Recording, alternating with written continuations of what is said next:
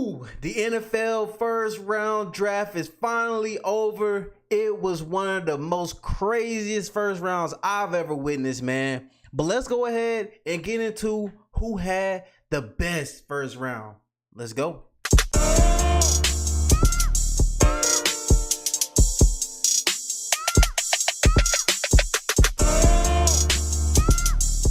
Don't forget to hit that subscribe and notification bell so you can be up to date on when the next video drops. All right, so the NFL draft was amazing last night. Y'all can check out my prior videos. I'm talking about the draft all day today. I'm going to be going live. I'm talking about the second and third round tonight. My Denver Broncos finally getting on that draft board. Most of the Denver Broncos fans yesterday were watching Russell Wilson highlights. We don't need a first round pick with a franchise quarterback. But let's go ahead and get into it, man. There was a lot of teams made some interesting moves yesterday. There's a lot of teams who didn't make great moves for the future. But let's go ahead and get into who I think are the top two teams who had the top two best draft. Last night was crazy. Y'all seen the order of everything. Here go the draft order again if y'all would like to see it. Aiden Hutchinson dropping down to 2. Trayvon Walker going number 1. And we got two safeties ending it up down there 31 and 32. Kyle Hamilton going 14 to the Baltimore Ravens was an absolute surprise. So in their secondary, they got Marlon Humphrey, Marcus Williams. They just got him from the Saints. They're looking absolutely scary out there in their secondary. Also, another surprising pickup is Kaiir Elam going to the Bills. Now they got a four-headed monster in their secondary. Jordan Poyer, Tre'Davious White, Elam, and I can't think of their other safety, but he's a top-tier guy, man. But, hey, they're looking dangerous out there. The Bills are looking to not give up another 70-yard touchdown with the game on the line, securing a player like that. But let's go ahead and get into who I think had the top two teams who I think had the best two drafts last night. Let's get off with my second team out of the two. Now, this particular team, they had nice draft capital, so they had a lot that they could do with this particular draft, and it was the Detroit Lions. I think the Detroit Lions made a amazing draft for their future. They got one of the best pass rushers in the draft.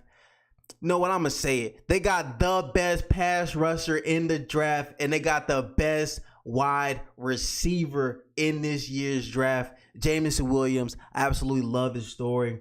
The guy transferred to Alabama, and just last year around this time, he wasn't even projected to be a first-round pick. Going into the season, he wasn't projected to be a first-round pick either, or even a third-round pick, but he made a name for himself. He put it all on the field. He put it all out there. And it just goes to show you, man, you can do anything, man. You just gotta go for it. Just gotta put in the work. You can do it. Aiden Hutchinson.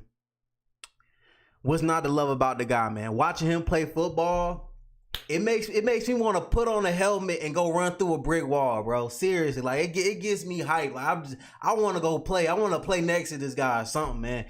Aiden Hutchinson, one of the best players in this year's draft, a for sure starter in the league. People are saying he's going to be better than Joey Bosa, Nick Bosa. Hey, we got to see it. I'm not going to go off the edge there and say something like that, but I think he could definitely be a nice starter in the league. He definitely will be a household name here pretty soon. Let's go ahead and get into who I think had the best draft last night. Before I do so, I'm going to go ahead and show the draft order again. Who I think had the best draft last night, first round. The New York Jets, man. They went out there and got the number one corner that was available. Number one corner that was there in the draft. Sauce Gardner. Absolutely love watching his film. Absolutely love the player that he is. He's a star. You seen him come out there with the Sauce chain. He's a star in the making. It's going to be Sauce Island. I'm pretty sure that's what they're going to be calling him. Then they doubled it up with getting one of the best wide receivers in this year's draft, an excellent route runner, Garrett Wilson out of Ohio State. A lot of people had him as their number one wide receiver to come off the board, number one wide receiver on their big board, period. He dropped down. They got him. They had to do what they had to do. They also locked it up with getting my guy Jermaine Johnson. Oh my goodness. The Jets are trying to change things around, man. They're real quiet with it too. They're very quiet with it. I think that they're gonna be one of these teams in the next 2 to 3 years that really takes a leap, and everybody's gonna be like, wow, we seen it every year. We seen the progression every year. They just put it all together. The Jets GM, he's knowing what he's doing, man. And you seen Robert Salah calling Sauce last night. It's an energy, man. Everything is changing up for the Jets. If I was a young person or somebody who wanted to change franchises, man, I would definitely become a Jets fan, because they're going to be here to stay for a very long time.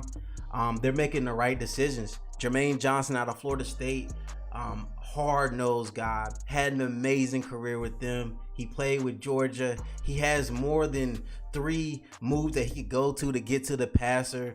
He's gonna be a player that a lot of teams wish they drafted before the Jets got to him, and the Jets actually moved up to come get him. So we definitely know that he was of importance to them, and I think the Jets won the draft last night.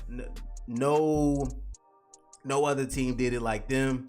No other team hit their team needs like this, and no other team really had as much besides the Texans and the Lions, but nobody really attacked their team needs like the Jets did last night.